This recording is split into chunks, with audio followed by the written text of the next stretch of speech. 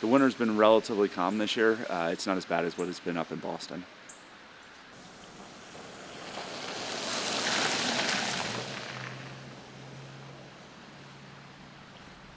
It's the first major little snowstorm of the year of 2015, but so far it's not that bad. It's cold, so you just gotta be careful out here.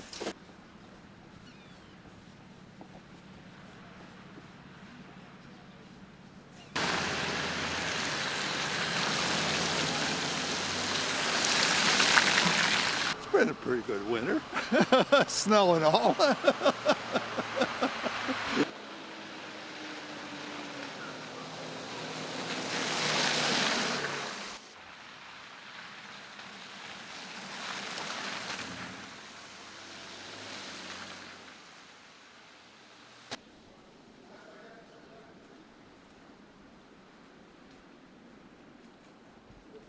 Yeah, it was hard to come to my work, but I got it.